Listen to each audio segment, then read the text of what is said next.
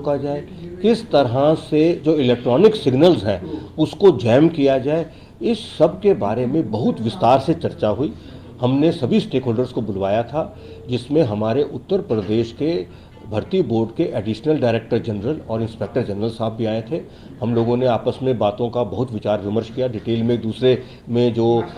चल रहे हैं, प्रक्रिया चल रही है, उसके बारे में शेयरिंग भी किया। और कुछ नई नई चीज़ें जो हैं, जो वहाँ पे वो लागू करते आए हैं, या कुछ चीज़ें ऐसी जो हम लागू करते आए हैं, वो उनको हम लोगों ने शेयर किया। उसके अलावा हमने कुछ एजेंसीज़ को बुलवाया था जो टेक्निकल जो है वो काम करते हैं। टेक्निकल काम का मतलब मैं आपको बताता हूँ। जैसे सबसे पहले है बायोमेट्रिक। अब बायोमेट्रिक में पहले केवल एक अंगूठे का निशान लिया जाता था, तो अब हम उसको सुधार करके दोनों अंगूठों का निशान और फेस का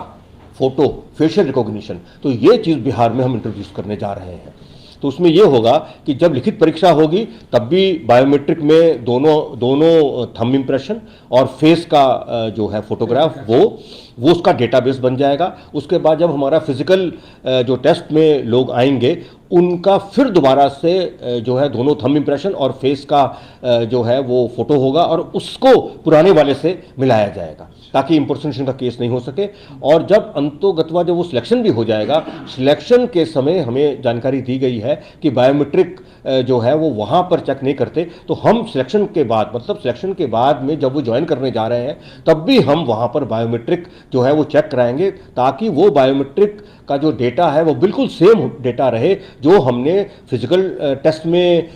रिकॉर्ड किया है और जो हमने लिखित वाले जो परीक्षा है उसमें रिकॉर्ड किया है। सिंघल जी, ये बताइए कि बिहार में क्या पहली बार इतनी बड़ी बम्पर बहाली निकली है क्या?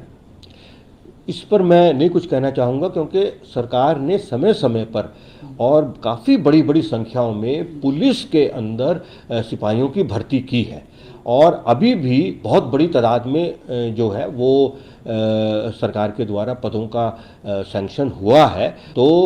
ये हम मान के चल रहे हैं कि बिहार के जो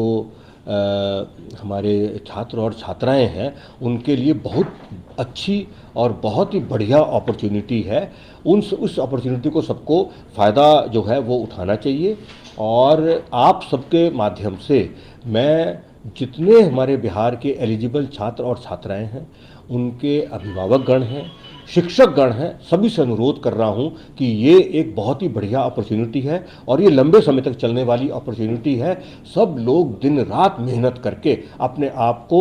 जो है अब इस परीक्षा के सफल होने के लायक बनाएं, जिसमें अभिभावक गणों का रोल बहुत महत्वपूर्ण है, शिक्षक गणों का रोल भी बहुत महत्वपूर्ण है। अभ्यर्थी का ये कहना होता है कि वो लोग इतनी तैयारियां करते हैं और एग्जामिनेशन के टाइम उन्हें ये पता चलता है कि पेपर जब लीक हो जाता है तो ये बहुत अजीब सा लगता है कि पेपर लीक हो जाने के बाद उनका जितना भी मेहनत किया हुआ होता है वो सारा बेकार चला जाता है। एक तो मैंने आपको बताया, लेकिन सबसे पहले मैं आपको ये चीज़ बता दूं कि हमारा जो सेंट्रल सिलेक्शन बोर्ड है, इसमें आज तक कोई पेपर लीक नहीं हुआ है। तो हमारे जो मैकेनिज़्म है वो सफिशेंटली स्ट्रॉन्ग पहले से हैं, लेकिन हम इसको और जो है स्ट्रॉन्ग करेंगे। हम लोग ये भी सोच रहे हैं कि जो है वो जैमर जो है, ताकि इलेक्ट्रॉनिक सिग्नल को ब्लॉक किया जा सके, तो वो जैमर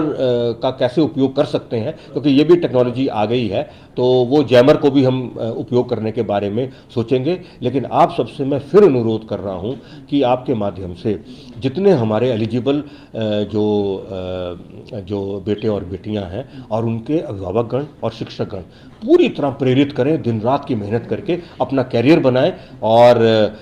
जो है अच्छी से अच्छी चीज़ें सीखें और पूरा भरोसा रखें, हमारे बोर्ड पर पूरा भरोसा रखें कि जो भी छात्र और छात्रा जो है वो प्रक्रिया का अक्षरशः पालन करेंगे और मेहनत करके आएंगे, वो उनका सिलेक्शन जरूर हो जाएगा।